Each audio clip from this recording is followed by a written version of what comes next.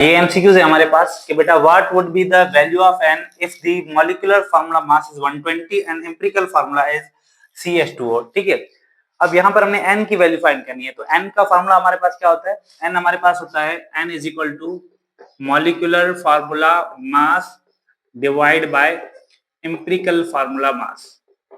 अब देखते हैं एमसीक्यूज के अंदर हमारे पास कौन सी चीज गिवन है।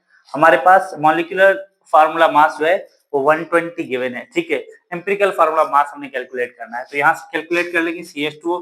तो कार्बन कार्बन हमारे पास होता है 12 एटम से 1 यहाँ पर, तो ये आ जाएगा 12। इसी तरीके से हाइड्रोजन हाइड्रोजन हमारे पास एटॉमिक मास 1 होता है, तो मल्टीप्लाई बाय 2 एटम से, तो ये हमारे पास आ जाएगा 2।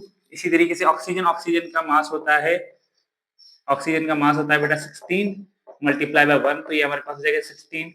तो हमारे पास आंसर क्या आ गया यहाँ पर 2 + 2 6, ये आ गया 0 एंड 30। ठीक है, हमारे पास एम्पिरिकल फार्मूला आ गया है, इसका एम्पिरिकल फार्मूला मास आ गया 30। ठीक है, अब हम यहाँ पर फार्मूले में पुट करेंगे n is equal to molecular formula mass कितना है बेटा 120।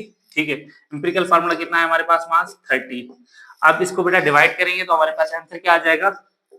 आंसर आ जाएगा हमारे पास 4। तो ऑप्शन देख ले कौन सा करेक्ट है, बी ऑप्शन इज करेक्ट। ठीक है, उसके बाद दूसरा एमसीक्यू है what will be the molecular formula if the molecular formula mass is 108 and empirical formula is C3H4n। अब इसके अंदर आपसे n की वैल्यू नहीं पूछ रहा है, यहाँ पर आपसे पूछ रहा है कि मॉलिक्यूलर फार्मूला क्या होगा। ठीक है, मॉलिक्यूलर फार्मूला का हमारे पास जो फार्मूला होता है, मॉलिक्यूलर फार्मूला हमारे पास इक्वल होता है n multiply by empirical formula. ठीक है, जो भी इंपेरिकल फार्मूला है उसके साथ n को मल्टीप्लाई कर देंगे, उसके बाद मॉलिक्यूलर फार्मूला हमारे पास आ जाएगा। अब ये n हमारे पास कैलकुलेट किसके इक्वल होता है? n हमारे पास इक्वल होता है molecular formula mass divide bye empirical formula mass. अब देख लेते हैं हमारे पास क्वेश्चन में कौन सी चीज गिवन है।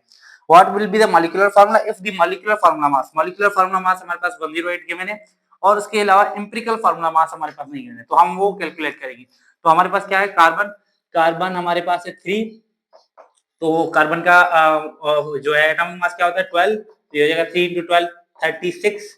इसी तरीके से हाइड्रोजन हाइड्रोजन हमारे पास कितने एटम से 4 × 1, ये हमारे पास हो जाएगा 4।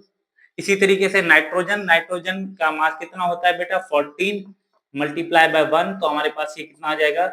ये हो जाएगा बेटा 14। अब इसको बेटा सम करेंगे तो ये हमारे पास किसके इक्वल आ जाएगा?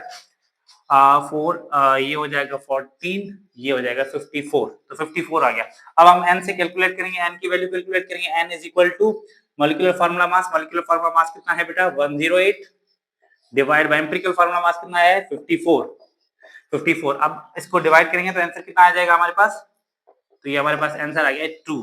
ठीक है, अब इस 2 को मल्टीप्लाई करेंगे एम्पिरिकल फार्मूला के साथ। एम्पिरिकल फार्मूला हमारे पास क्या है? C3H4n। अब इसके साथ हम 2 को मल्टीप्लाई कर देंगे तो हमारे पास क्या आ जाएगा? ये हो जाएगा C6H8 और ये N2। तो हमारे पास करेक्ट आंसर कौन सा होगा? C6H8N2। तो हमारे पास देख लेते हैं कौन सा ऑप्शन है, बी ऑप्शन इज करेक्ट। ठीक है बेटा।